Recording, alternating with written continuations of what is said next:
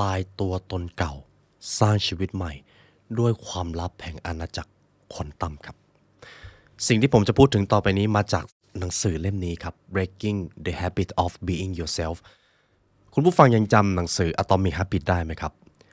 หนังสือเล่มนี้ที่เราจะมาพูดถึงกันจะมีความคล้ายคำว่า Atomic ครับแต่เป็นอะตอมจริงๆหนังสือเล่มนี้ครับถูกเขียนขึ้นโดยดรโจ ดิสเพนซา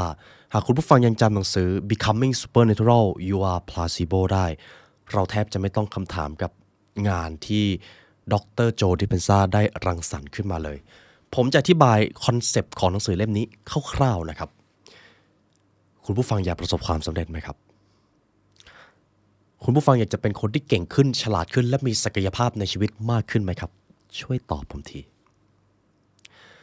และทั้งหมดนั้นล้วนแล้วจะต้องเกิดการเปลี่ยนแปลงจากตัวตนเดิมไปสู่ตัวตนใหม่ถูกต้องไหมครับ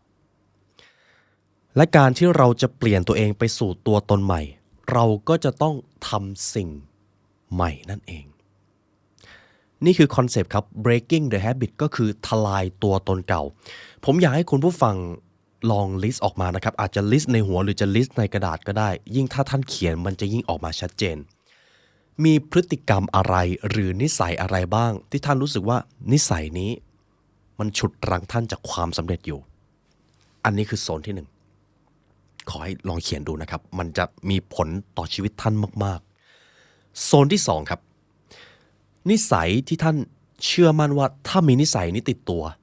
ความสำเร็จจะเป็นเรื่องที่ง่ายขึ้นท่านจะมีศักยภาพในการใช้ชีวิตมากขึ้นนิสัยเหล่านั้นมีอะไรบ้างลิสต์ออกมาแค่2โซนครับสมมุติว่าผมคิดนิสัยไม่ดีออกเช่นกินอาหารที่ไม่ดีต่อสุขภาพผัดวันประกันพรุ่งใจร้อนชอบรีบตัดสินใจในช่วงเวลาที่โกรธนั่นก็เป็นนิสัยที่ไม่ดีที่ทำให้ผมห่างไกลจากตัวตนที่อยากจะเป็นส่วนนิสัยโซนที่2นิสัยที่จะทำให้คุณผู้ฟังประสบความสำเร็จมากขึ้นออกกำลังกายอย่างสม่ำเสมอดูแลร่างกายให้สมดุลอ่านหนังสือหรือแม้แต่การพูดในที่ชุมนุมบางท่านกลัวสิ่งนี้มากนะครับแต่รู้ว่านี่แหละนี่คือนิสัยที่สำคัญลิสต์ออกมาก่อนครับเท่านี้ก่อนและเดี๋ยวหลังจากนี้ถ้าคุณผู้ฟังฟังคลิปนี้จบท่านจะค่อยๆสลายตัวตนเก่าที่ไม่อยากเป็นก้าวข้ามไปสู่ตัวตนใหม่เปรียบได้ดังการตายแล้วเกิดใหม่ครับคุณผู้ฟังพร้อมไหมครับคือเนื้อหาหนังสือเล่มนี้เนื้อหาดรโจสรุปยากทุกเล่มครับเพราะมีความเป็นวิทยาศาสตร์และเป็นวิทยาศาสตร์ควอนตัมที่มันจับต้องไม่ได้เดี๋ยวคุณผู้ฟังเจอบทแรกแล้วจะรู้เลยว่าคุณจะต้องหายใจเข้าลึกๆเพื่อที่จะเรียนรู้สิ่งนี้เรามาเริ่มบทแรกกันครับการที่ผมเริ่มให้ความสำคัญกับสุขภาพสมองมากขึ้นทำให้ผมมีโอกาสได้รู้จักหนังสือ2เล่มนี้ครับ The Omega 3 Connection และ The Omega RX Zone ประเด็นสำคัญของหนังสือ2เล่มนี้ครับจำเป็นอย่างยิ่งที่ท่านจะต้องรู้การบำรุงสุขภาพสมองด้วยกรดไขมันโอเมก้า3ครับมันจะทำให้ประสิทธิภาพสมองของท่านเพิ่มขึ้นและยังชะลอความเสื่อมของสมองด้วยและทุกท่านครับเราใช้สิ่งนี้ตลอดเวลาหากสุขภาพสมองดีทุกอย่างในชีวิตก็จะดีตามซึ่งดรสตรอและดรแบร์รี่ครับก็ได้กล่าวเอาไว้เราควรเติมโอเมก้า3ให้เพียงพอกับที่ร่างกายต้องได้รับเพราะยุคสมัยใหม่เราขาดโอเมก้า3และวิถีชีวิตประจำวันของเราทำให้เราได้รับโอเมก้า6มากขึ้นมันทำให้ความสมดุลของร่างกายถดถอยลงและแน่นอนมันมีปัญหาต่อสุขภาพสมองครับและทุกท่านครับด้วยความที่ผมทานโอเมก้า3 Norway Daily จาก Clarity เป็นประจำทุกวันนะครับผมทานจริงๆนะครับและด้วยนิสัยของการบำรุงสมองด้วยสิ่งนี้นี่เองทำให้สมองผมมีประสิทธิภาพมากขึ้นการจัดระเบียบความคิดการจัดระเบียบชีวิตมันก็มีประสิทธิภาพตามและทุกท่านครับสุขภาพสมองเป็นเรื่องที่ไม่ไกลตัวเลยเราใช้สิ่งนี้ตลอดเวลาหากเราบำรุงสิ่งนี้ดีชีวิตความคิดเราก็จะดีและ Clarity ครับพร้อมที่จะเป็นเพื่อนร่วมทางให้กับทุกท่านหากทุกท่านต้องการรายละเอียดเพิ่มเติมครับสามารถดูได้ที่ลิงก์ clarity.asia/thelibrarybrain หรือจะดูที่ลิงก์ข้างล่างก็ได้ครับเดี๋ยวเราจะวางไว้ที่ description ให้แล้วเขาก็มีผลิตภัณฑ์ตัวใหม่ด้วยนะครับไว้เรามารอดูกัน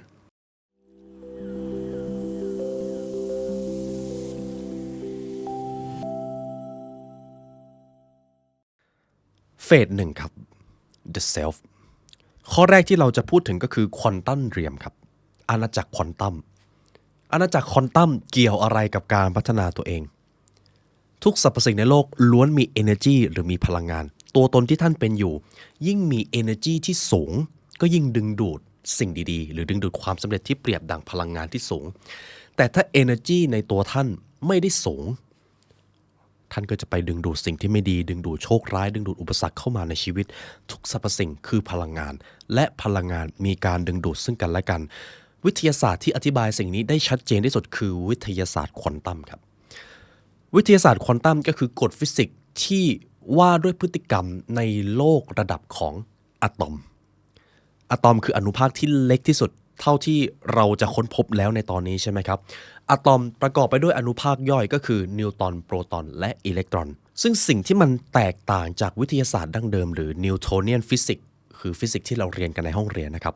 ฟิสิกส์แบบนิวโทเนียนจะเชื่อว่าทุกอย่างวัดผลได้จะต้องมีความเป็นไปที่แน่ชัดจนกระทั่งศตวรรษที่20มนุษย์มาค้นพบการมีอยู่ในโลกควอนตัมเราเลยได้ข้อสรุปใหม่ทุกอย่างไม่แน่นอนทุกอย่างมีความเป็นไปได้อันไร้ที่สิ้นสุดขึ้นอยู่กับว่าเราจดจ่อไปที่สิ่งใดตรงนี้มหัศจรรย์มากครับคุณผู้ฟังและคอนเซปต์หรือเฟรมเวิร์กที่จะอธิบายความแตกต่างสู่ความเป็นไปได้ใหม่คือเรื่องของอะตอมครับในส่วนนี้ผมจะอธิบายเพียงแค่เรื่องของอะตอมนะครับหากคุณผู้ฟังต้องการเข้าใจควอนตัมให้ลึกกว่านี้ผมเชื่อว่ามีนักวิทยาศาสตร์หลายท่านอธิบายได้ดีกว่าผมหรือคุณผู้ฟังอาจจะสามารถย้อนกลับไปดูคลิปก่อนได้ครับหลังจากจบคลิปนี้จักรวาลและจิตวิญญาณที่ผมได้ทำไว้ก่อนหน้าเมื่อก่อนครับวิทยาศาสตร์มนุษย์เราได้สรุปเอาไว้ว่าพลังงานและสสารเป็นสิ่งที่แบ่งแยกออกจากกันของแข็งก็คือของแข็งพลังงานก็คือพลังงานมันไม่ได้อยู่ด้วยกันจนกระทั่งครับศตวรรษที่20ได้กำเนิดโลกควอนตัมอย่างที่ผมบอกครับผลสรุปใหม่ก็คือสสารและพลังงานคือสิ่งเดียวกันมันคือเหตุผลที่ผมเน้นคำนี้ครับทุกสรรพสิ่งคือพลังงานและกฎของพลังงานก็คือมันจะดึงดูดพลังงานที่คล้ายคลึงกันเสมอและผมมีกฎใหม่พลังงานที่มีคลื่นความถี่คล้ายๆกันหรือใกล้เคียงกันมันจะเป็นพลังงานที่เขาเรียกว่ามี energy ในตัวมันสูงครับยกตัวอย่างเช่นคุณผู้ฟังยังจำช่วงเวลาที่ท่านจูนคลื่นวิทยุได้ไหมครับเมื่อเราสามารถจูนคลื่นตัววิทยุให้สอดคล้องกับคลื่นที่สถานีส่งมาเราจะได้ยินเสียงชัดยิ่งคลื่นคล้ายคลึงกันหรือคลื่นมันสอดคล้องกันเสียงก็จะยิ่งชัดสัญญาณก็จะยิ่งดีแต่ถ้าคลื่นที่เราจูนกับคลื่นที่สถานีส่งมามันไม่สอดคล้องกันมันก็จะมีเสียงซ่าๆฟังไม่รู้เรื่องยังจำโมเมนต์นั้นได้ไหมครับนี่คือคอนเซปต์ที่อธิบายความเขาเรียกว่าประสิทธิภาพของพลังงานได้ดีมากสิ่งแรกที่ผมจะมีรูปให้คุณผู้ฟังดูผมอยากให้ทุกท่านดูคลิปนี้ไปด้วยนะครับหากต้องการเปลี่ยนชีวิตคุณผู้ฟังต้องการเปลี่ยนชีวิตไปในทางที่ดีขึ้นถูกต้องไหมครับ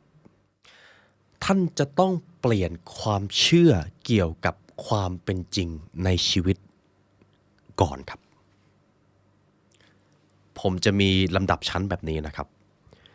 ทุกอย่างในชีวิตของท่านเริ่มต้นมาจากระดับจิตวิญญาณที่เชื่อมโยงอยู่กับความเชื่อ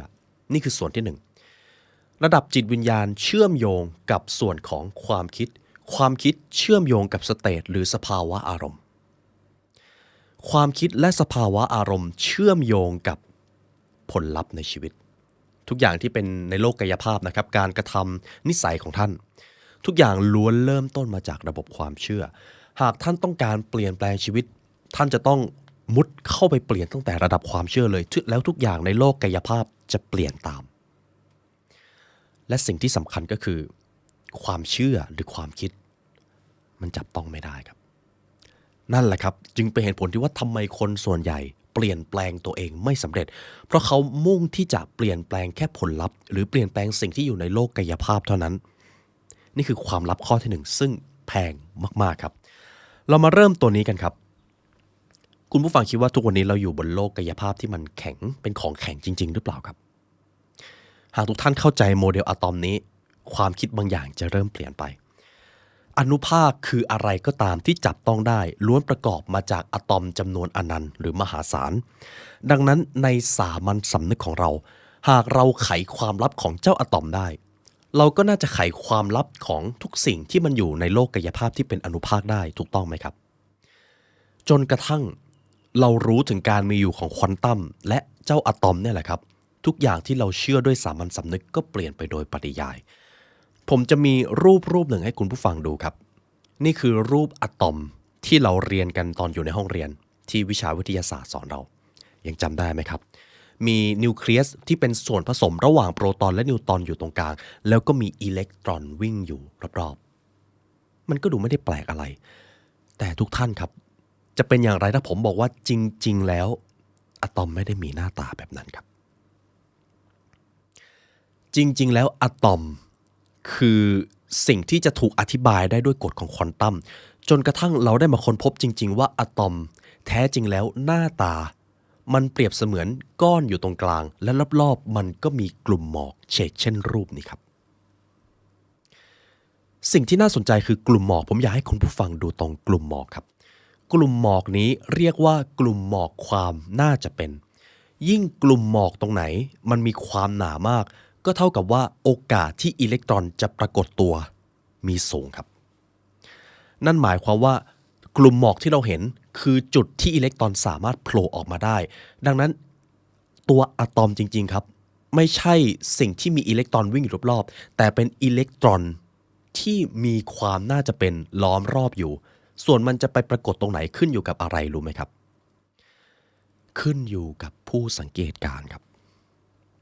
พูดง่ายๆก็คือหากผมเป็นคนสังเกตการณ์เจ้าอะตอมและผมจดจ่อไปที่จุดใดจุดหนึ่งของกลุ่มหมอกตรงนั้นแหละครับคือจุดที่มีความน่าจะเป็นสูงที่อิเล็กตรอนจะปรากฏเมื่ออิเล็กตรอนปรากฏอะตอมจะกลายเป็นอนุภาคทันทีแต่ถ้าอิเล็กตรอนยังเป็นกลุ่มหมอกอยู่ก็เท่ากับว่าอะตอมไม่ใช่อนุภาคแต่เป็นพลังงาน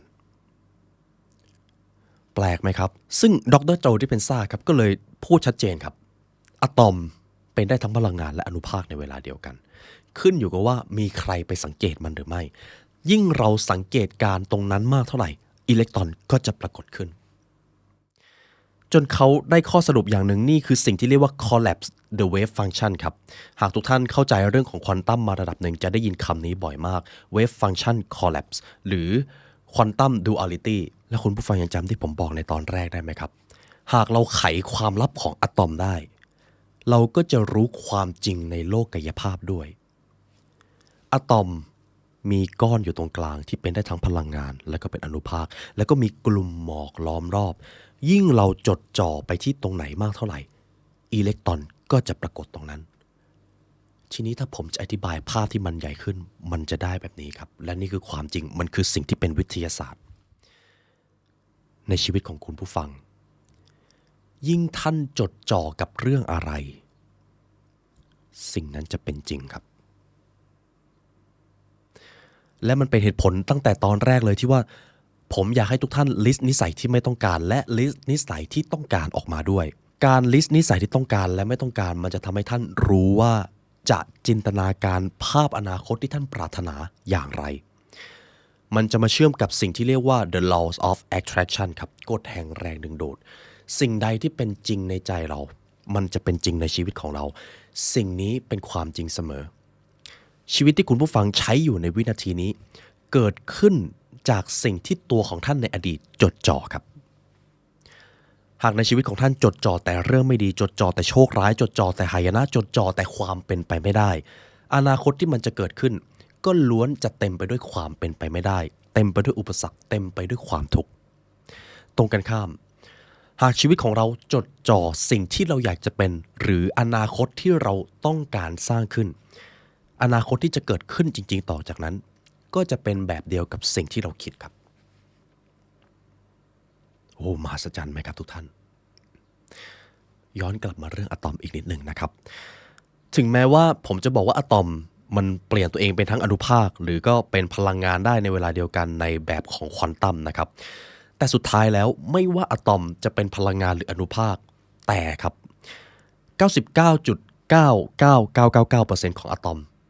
คือความว่างเปล่าในขณะที่0.00001%ของอะตอมคือวัตถุหรือสิ่งที่จะเปลี่ยนเป็นพลังงานดังนั้นครับ หน้าตาของอะตอมจริงๆเป็นแบบนี้ครับไม่มีอะไรเลยว่างเปล่าและยังจำได้ไหมครับหากท่านเป็นนักวิทยาศาสตร์ในโลกมนุษย์ท่านก็จะบอกว่าความว่างเปล่ามันก็คือความว่างเปล่ามันไม่ได้มีอะไรแต่ถ้าท่านศึกษาวิชาควอนตัมหรือเป็นนักวิทยาศาสตร์ที่อยู่กับโลกควอนตัมท่านจะตอบได้เต็มปากเลยว่าความว่างเปล่าแท้จริงแล้วมันไม่ได้ว่างมันมีพลังงานจำนวนอนันต์ที่เกิดขึ้นวิ่งชนกันแล้วก็ดับไปตลอดเวลาเปรียบเสมือนเส้นเชือกที่คอยสั่นไม่มีที่สิ้นสุดและเจ้าพลังงานเล็กๆเหล่านี้แหละครับก็กลายเป็นจุดเริ่มต้นของ Big Bang ที่เป็นจุดเริ่มต้นของจักรวาลจุดเริ่มต้นของระบบสุริยะและพลังชีวิตในทุกวันนี้ครับนี่คือหนังสือที่ดรโจเขียนครับคุณผู้ฟังครับกว่าผมจะสรุปได้มาถึงจุดนี้ไม่ง่ายนะครับเพราะว่าอ่านหลายรอบเหมือนกันแต่ผมเชื่อว่านี่คือส่วนที่ผมสรุปแล้วคุณผู้ฟังจะเข้าใจมากที่สุดแล้วเพราะจริงๆมันยังมีลึกกว่านี้อีกครับแต่เอาเท่านี้ก่อนครับสรุปสั้นๆนะครับผมอยากให้คุณผู้ฟังพูดตามผมเราจะมองเห็นในสิ่งที่เรามองหาเราจะเป็นไปตามสิ่งที่เราคิดและตัวตนของเราจะเป็นไปตามสิ่งที่เรากระทำซ้ำๆครับและนี่คือพื้นฐานในการเปลี่ยนแปลงตัวเองผมพาคุณผู้ฟังเริ่มต้นเข้าใจถึงภายในของตัวเองเพื่อที่จะเปลี่ยนแปลงตั้งแต่ระดับรากดังนั้นครับทุกอย่างเป็นไปได้หมดเลยไม่ว่าคุณผู้ฟังจะมีนิยามความสำเร็จอะไรต้องการเปลี่ยนแปลงอนาคตตัวเองไปในทิศทางไหนทุกอย่างเป็นไปได้หมดเลยโลกแห่งควอนตัมคือโลกที่ทุกอย่างล้วนเป็นไปได้และนั่นคือความจริงครับชีวิตเราจะเป็นอย่างไรไม่ว่าเราจะเชื่อว่าเราจะสำเร็จหรือล้มเหลวเจ้าสิ่งที่เราเชื่อเนี่ยแหละครับที่เป็นองค์ประกอบสำคัญที่จะกำหนดผลลัพธ์ของเรายิ่งเราใส่ใจเรื่องใดๆความเป็นไปได้ในเรื่องนั้นก็จะเกิดขึ้นเช่นการยุบตัวของอิเล็กตรอนทีนี้ผมจะพูดถึงข้อที่2นะครับบริบทต่อไปนี้จะอิงอยู่กับวิทยาศาสตร์ที่น้อยลงแล้วก็จะอิงอยู่กับเรื่องของจิตใจของท่านมากขึ้นต่อไปนี้ครับคุณผู้ฟังยังจำได้ไหมครับยิ่งเราจดจ่อกับอะไรสิ่งนั้นจะยิ่งอุบัติขึ้นดังนั้นนี่คือวิธีที่จะทำให้ท่านใช้ความลับนี้สำเร็จและมันคือจุดเริ่มต้นของกฎแรงดึงดูดด้วย grateful before take ครับจงขอบคุณก่อนที่ท่านจะได้รับทุกสรรพสิ่งมีพลังงานและพลังงานที่สอดคล้องกันล้วนทำให้เกิดพลังงานที่สูงดังนั้นครับคุณผู้ฟังไม่ว่าท่านจะต้องการอะไรผมอยากให้ทุกท่านหลับตาแล้วลองจินตนาการว่าสมมุติถ้าคุณผู้ฟังประสบความสำเร็จในสิ่งนั้นเป็นที่เรียบร้อยแล้วภาพนั้นมันจะเป็นอย่างไรเสียงรอบๆตัวในตอนนั้นเป็นแบบไหนและสภาวะอารมณ์ที่เกิดขึ้นเมื่อท่านประสบความสำเร็จในเรื่องนั้นแล้วเป็นอย่างไรอิ่มเอมใจเบิกบานตื่นเต้นหลงไหลหรือรักและเมตตาอะไรก็ได้ครับความรู้สึกเหล่านั้นคืออะไรค่อยๆใช้เวลาจินตนาการนะครับผมกำลังทำให้คุณผู้ฟังเปลี่ยนพลังงานตัวเองให้สอดคล้องกับสิ่งที่ท่านจะต้องการหรือสิ่งที่ท่านปรารถนาต่อไปนี้ครับคือความลับแห่งการสร้างสรรค์พลังงานที่จะดึงดูดทุกสิ่งทุกอย่างจงกล่าวขอบคุณก่อนที่จะได้รับจริงยกตัวอย่างเช่นผมอยากจะสร้างองค์กรพันล้านผมจินตนาการเลยว่าองค์กรของผมจะไปตั้งอยู่ที่ไหนองค์กรของผมจะสร้างคุณค่าอะไรให้กับโลกใบนี้องค์กรของผมจะถูกพูดถึงอย่างไรในแวดวงสังคมและผมก็จินตนาการแล้วมันจะมีแวบหนึ่งที่อยู่ดีๆผมก็รู้สึกอาจจะเป็นความรู้สึกขนลุกจะเป็นความรู้สึกตื่นเต้นนั่นแหละครับกฎแห่งแรงดึงดูดได้เกิดขึ้นแล้วและคุณผู้ฟังก็ทำได้ทุกท่านครับท่านสามารถทำได้ตั้งแต่ตอนนี้เลยทุกอย่างคือพลังงานกายและจิตของเราล้วนมีพลังงานหากท่านมีพลังงานที่คล้ายคลึงกับสิ่งที่ท่านต้องการนั่นแหละครับหัวใจของกฎแห่งแรงดึงดูดขอให้จำตรงนี้ไว้นะครับเพราะมันสำคัญมากจิตวิญญาณของท่านคือพลังที่ดึงดูดทุกสิ่งทุกอย่างเข้ามาในชีวิตและต่อไปนี้ครับคือโมเดลที่อธิบายว่าตัวท่านคือพลังงานและเป็นพลังงานที่บริสุทธิ์และมีเขาเรียกว่ามีพลังานุภาพที่สูงด้วย คุณผู้ฟังคิดว่าภูมิปัญญาอันลึกลับที่ทำให้หัวใจและระบบร่างกายของเราทำงานตลอดเวลาเราหายใจโดยที่บางครั้งเราก็ไม่ได้ต้องบังคับมันมาจากไหนกันใครหรืออะไรเป็นสิ่งควบคุมระบบเหล่านี้อยู่ผมก็อาจจะตอบง่ายๆก็คือมันก็คือระบบอัตโนมัติที่ธรรมชาติสร้างมาแล้วระบบอัตโนมัติที่ว่านั่นมันอยู่ในไหนอยู่ในสมองแล้วสมองเนี่ยมันมีอะไรบ้างภายในสมองมีเนื้อเยื่อที่กระตุ้นให้หัวใจเราเต้นอยู่ตลอดเวลาแล้วในเนื้อเยื่อนั้นประกอบไปด้วยอะไรประกอบไปด้วยเซลล์ประกอบไปด้วยอะไรบ้างประกอบไปด้วยโมเลกุลจำนวนอนันต์และโมเลกุลเล็กไปกว่านั้นประกอบไปด้วยอะไรอะตอมและอะตอมประกอบไปด้วยความว่างเปล่าถึง 99% และความว่างเปล่านี้เองคือ energy ครับพลังงานตัวท่านคือพลังงานเอาล่ะครับเราจะได้รับในสิ่งที่เราส่งออกไปนั่นเองยิ่งส่งพลังงานที่ดีสิ่งดีๆก็จะเข้ามายิ่งส่งพลังงานที่แย่แน่นอนครับสิ่งแย่ๆก็จะเข้ามาเดี๋ยวผมจะบอกวิธีจัดการพลังงานในตัวท่านนะครับแต่เรามาเรียนรู้เชิงทฤษฎีกันก่อนเมื่อความคิดและจิตวิญญาณของท่านเปลี่ยนโชคชะตาย่อมไม่มีทางเหมือนเดิมซึ่งคำตอบที่เหลือหรือวิธีการที่เหลืออยู่ต่อจากนี้ครับพร้อมไหมครับเรามาเริ่มเฟสที่2กัน confront your environment หากท่านต้องการเปลี่ยนแปลงตัวตนเก่าไปสู่ตัวตนใหม่จะมีอยู่3องค์ประกอบที่ท่านจะต้องเอาชนะให้ได้เพราะคนส่วนใหญ่พ่ายแพ้กับ3องค์ประกอบนี้จนตัวเองจะต้องกลับไปวนลูปใช้ชีวิตเดิมๆองค์ประกอบแรกครับ environment สภาพแวดล้อมครับหากต้องการเปลี่ยนแปลงเราจะต้องเอาชนะสภาพแวดล้อมให้ได้เหตุผลอะไรคนที่ไม่มีความสุขในชีวิตมักจะแอบบ่นออกมาว่าน่าเบื่อชีวิตย่ำอยู่กับที่ไม่ได้มีอะไรใหม่ๆเลย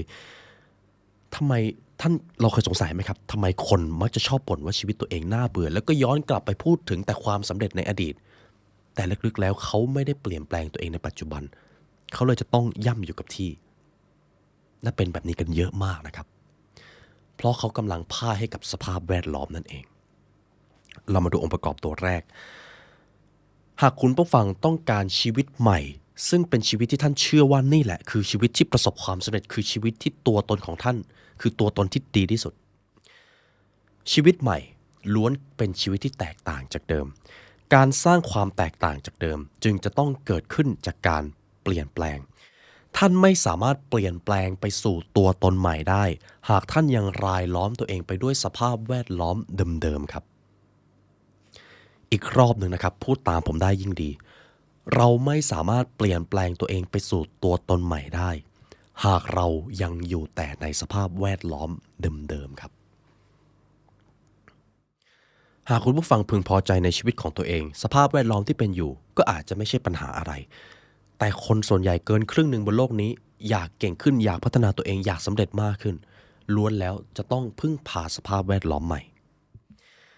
ผู้คนต้องการชีวิตใหม่แต่เขาติดกับดักนี้ครับสมมุติถ้าผมจะต้องการเปลี่ยนแปลงตัวเองไปในทางที่ดีขึ้นสภาพแวดล้อมที่ผมอยู่ก็ควรที่จะเอื้ออำนวยให้ผมเปลี่ยนแปลงตัวเองผมอยากอ่านหนังสือแต่ถ้าในบ้านของผมไม่มีหนังสือเลยนิสัยการอ่านก็จะไม่เกิดขึ้นหากผมอยากพัฒนาตัวเองแต่เพื่อนๆรอบตัวของผมไม่ได้สนับสนุนในเรื่องนี้สักเท่าไหร่มันก็ยากที่ผมจะเปลี่ยนแปลงตัวเองไปสู่ตัวตนใหม่สภาพแวดล้อมคือทุกสิ่งที่อยู่รอบตัวท่านครับในโลกกายภาพรวมไปถึงโลกภายในของท่านด้วยมุมมองความคิดความเชื่อก็เป็นหนึ่งในสภาพแวดล้อมครับทุกท่านดร.โจ ดิสเพนซาได้ลองเริ่มต้นด้วยคำถามนี้ครับทำไมเราถึงคาดหวังว่าจะได้สิ่งใหม่ๆในขณะที่เรายังคิดเหมือนเดิมทำเหมือนเดิมและประสบอารมณ์เดิมๆในทุกวันทุกคนต่างเป็นเหยื่อในสิ่งนี้ถ้าคุณผู้ฟังเคยฟังหนังสือ Becoming Supernatural จะเข้าใจตรงนี้ครับส่วนใหญ่เรามักจะติดกับดักด้วยการออโต้ไพลอตตื่นเช้าขึ้นมาแปรงฟันข้างเดิมเปลี่ยนชุดด้วยอารมณ์เดิม แล้วก็ออกไปทำงานเส้นทางเดิมทำงานเดิมๆเหมือนประมาณว่าใช้ชีวิตไปวันๆแล้วอยู่ในโหมดออโต้ไพลอตมีท่านผู้ฟังถามว่าแล้วถ้าเราทำกิจวัตรซ้ำๆทุกวันแบบนั้นไม่เรียกว่าออโต้ไพลอตหรอจริงๆแล้วเป็นแบบนี้ครับการออโต้ไพลอตคือการกระทำสิ่งเดิมๆด้วยสภาวะของการไม่อยู่กับปัจจุบันแต่ครับสมมุติถ้าผมทำอะไรก็ตามแล้วผมจดจ่ออยู่กับสิ่งที่อยู่ตรงหน้าเต็มร้อยหรืออยู่กับปัจจุบันแบบนั้นจะไม่ใช่ออโต้ไพลอตครับและต้องยอมรับครับว่าสมองเราเป็นสิ่งที่มีชีวิตที่ชอบพาเราไปอยู่ในโหมดออโต้ไพลอตได้ง่ายมากขับรถแต่ก็คิดเรื่องงานกินข้าวแต่ก็ดูโซเชียลทำงานแต่ก็คิดเรื่องอื่นหรืองานที่ยังทำไม่เสร็จทั้งที่งานตรงหน้าก็มีอยู่นั่นแหละครับออโต้ไพลอตดังนั้นผมขอให้คุณผู้ฟังลองเปลี่ยนสภาพแวดล้อมแรกเลยครับตัวเราเองทุกๆเช้าที่ตื่นมาอยู่กับความสงบอยู่กับปัจจุบัน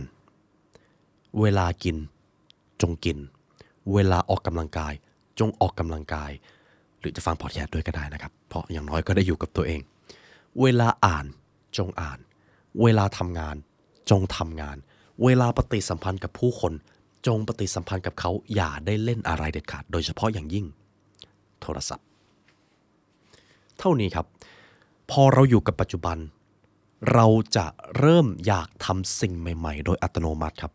เพราะเราจะไม่ได้ไหลไปตามแรงขับเคลื่อนทางสัญชาตญาณอีกแล้วมหัศจรรย์มากครับการอยู่กับปัจจุบันมันจะทำให้ท่านเอาชนะสภาพแวดล้อมได้หลายส่วนมากหากท่านต้องการเปลี่ยนแปลงชีวิตวิธีคิดการกระทำความรู้สึกก็จะต้องเปลี่ยน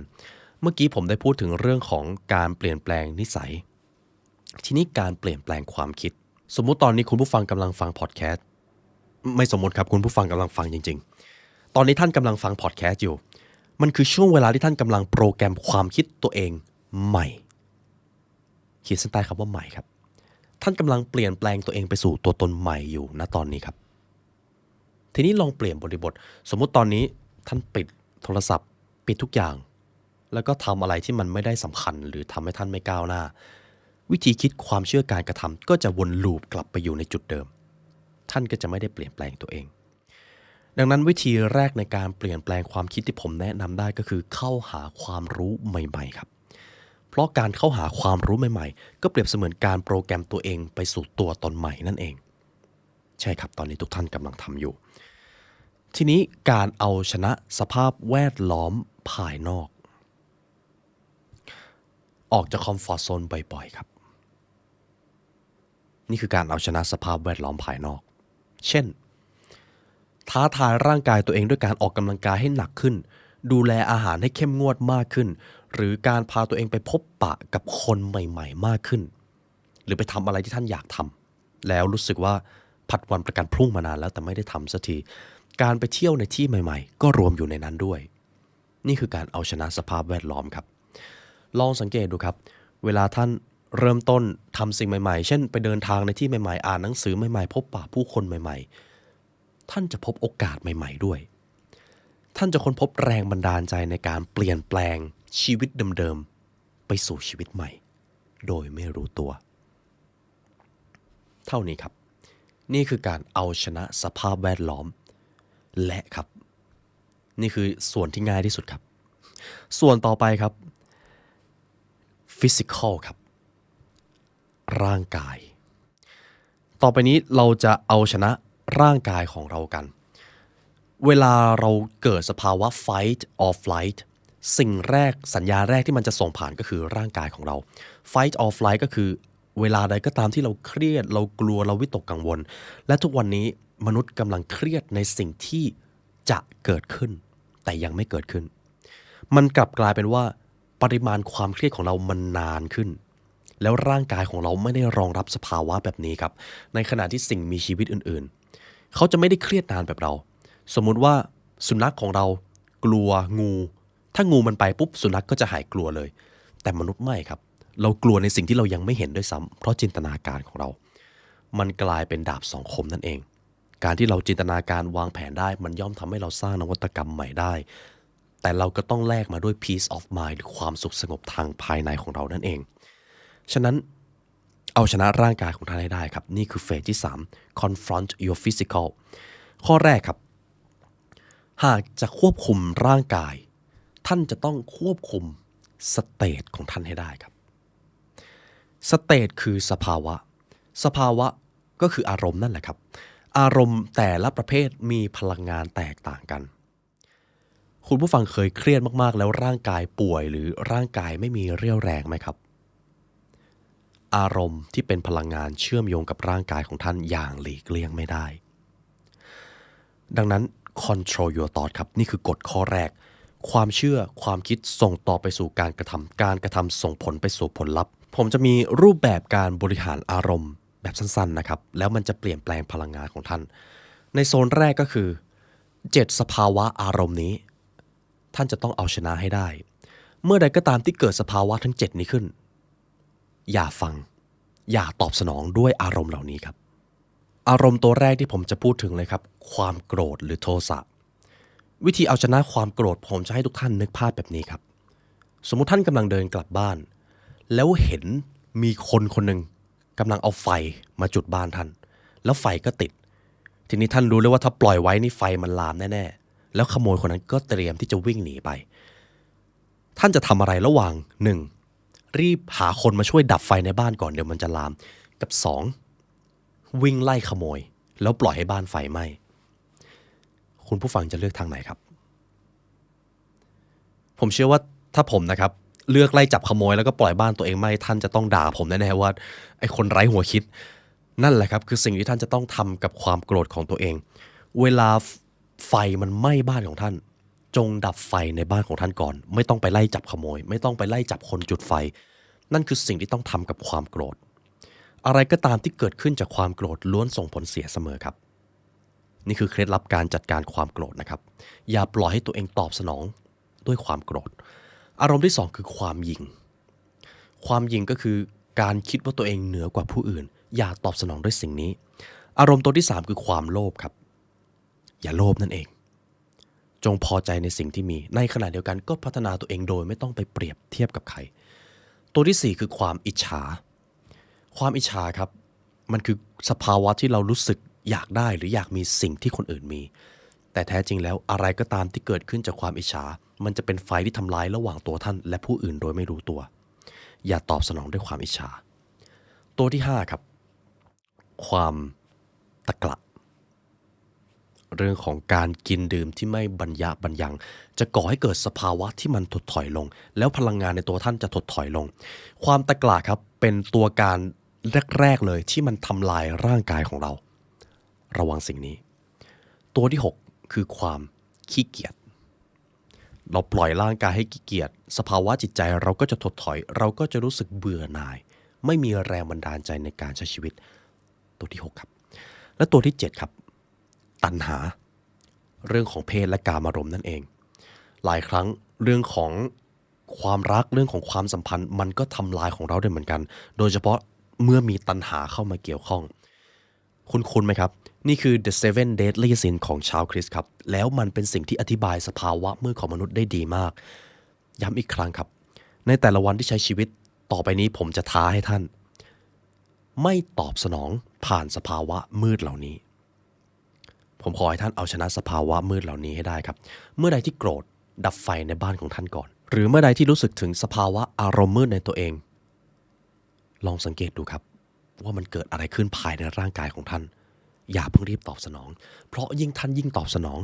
อารมณ์มืดเหล่านั้นมันจะยิ่งพุ่งพล่านขึ้นเรื่อยๆแล้วพลังงานอันสูงส่งของท่านจะค่อยๆลดลงแล้วก็ลดลงพลังงานในระดับเดียวกันจะดึงดูดพลังงานที่อยู่ในระดับเดียวกับมันเท่านี้เลยครับต่อไปนี้คือการจัดการสเตทนะครับกับข้อที่2 epigenetic ข้อนี้จะเกี่ยวโยงกับชีววิทยานะครับผมสัญญาว่าผมจะอธิบายง่ายๆเหนือกว่าพันธุกรรมนี่คือความหมายของ epigenetic ครับหากท่านเคยมีโอกาสอ่านหนังสือ You Are Placebo จะเข้าใจสิ่งนี้เราเคยเชื่อว่า DNA คือสิ่งที่ควบคุมชีวิตและทุกการแสดงออกของยีน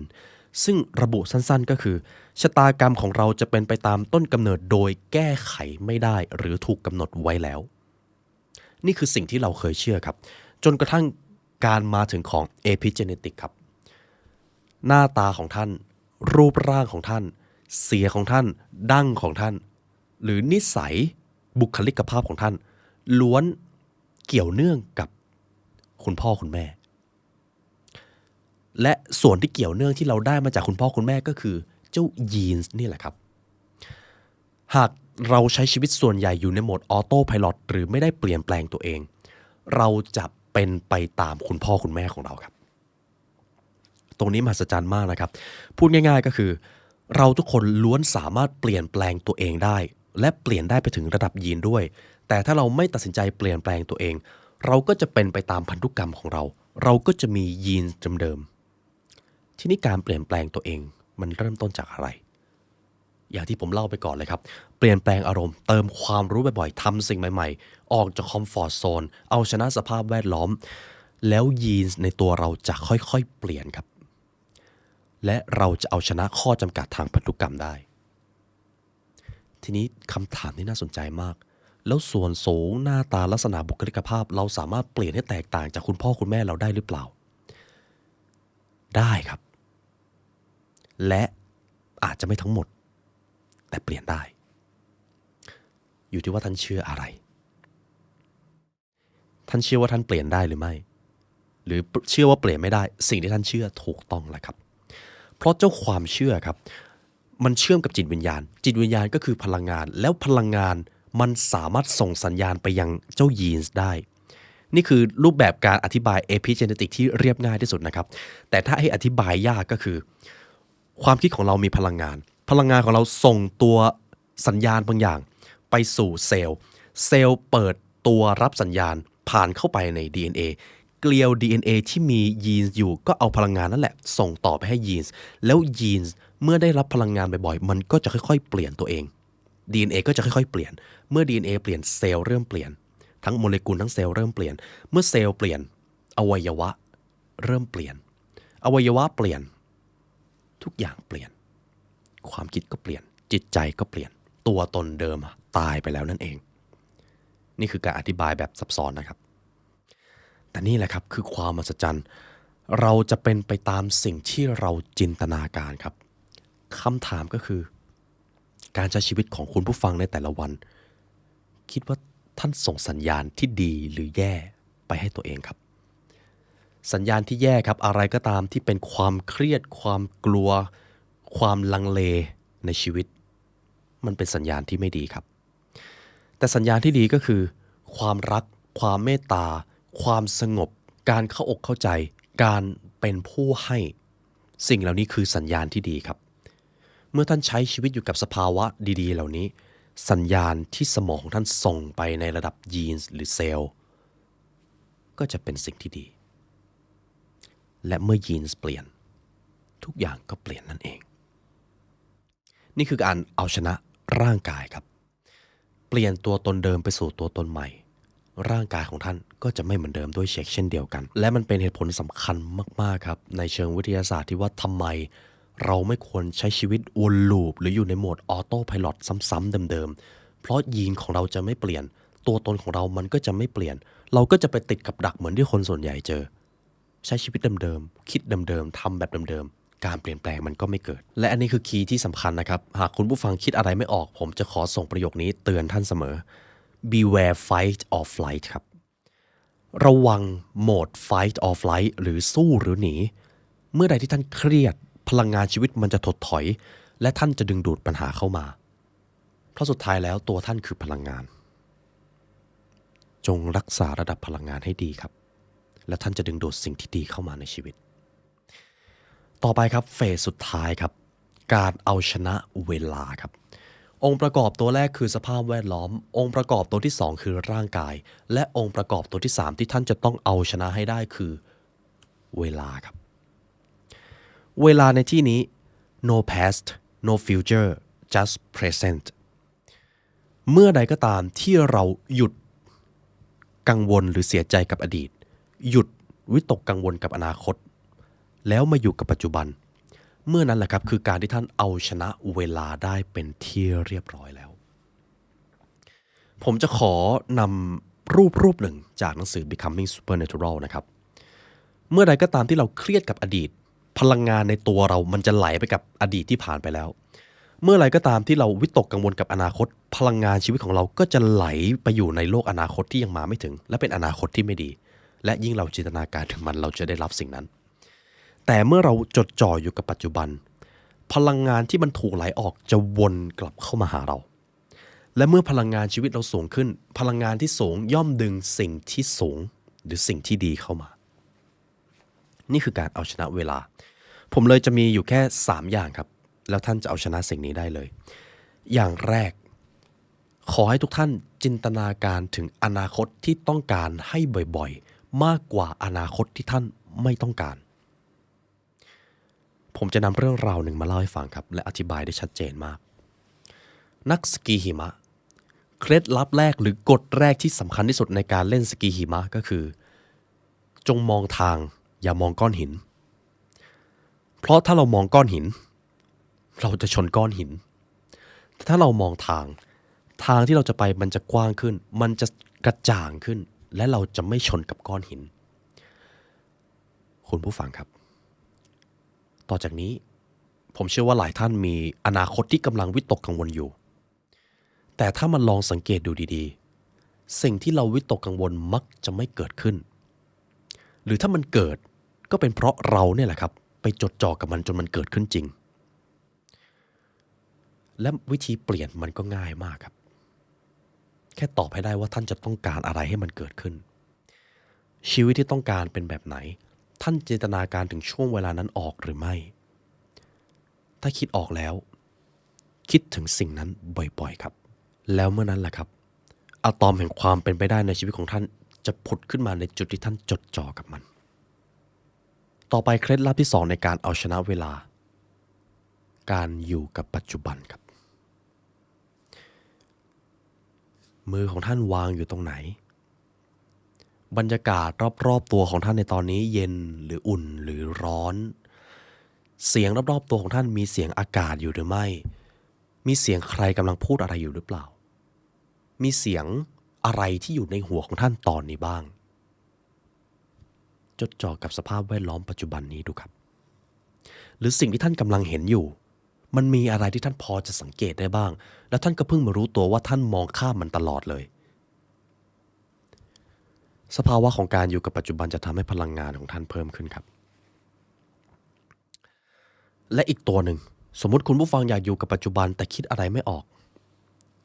ขอบคุณสิ่งที่ท่านมีอยู่ครับอันนี้เป็นสิ่งหนึ่งที่ผมเอาไว้ใช้ในตอนทำเวิร์กช็อปที่องค์กรนะครับผมจะเรียกผู้ร่วมงานมาแล้วก็ถามประโยคสั้นๆครับไหนบอกผมหน่อยวันนี้มี3สิ่งอะไรบ้างที่เป็นเรื่องดีๆไหนเล่าให้ผมฟังหน่อยพอผมถามคำถามนี้ครับมันเป็นการเบรกแพทเทิร์นที่เขาคิดอยู่ทั้งหมดให้เขากลับมาโฟกัสเรื่องดีๆทีนี้ผมก็ถามต่อแล้ววันนี้มีอะไรบ้างที่รู้สึกอยากขอบคุณ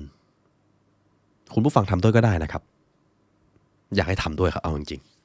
ๆมีอะไรที่ท่านรู้สึกดีบ้างในวันนี้ครับมีอะไรที่ท่านรู้สึกอยากขอบคุณมากเลยที่มีอยู่และคำถามสุดท้ายวันนี้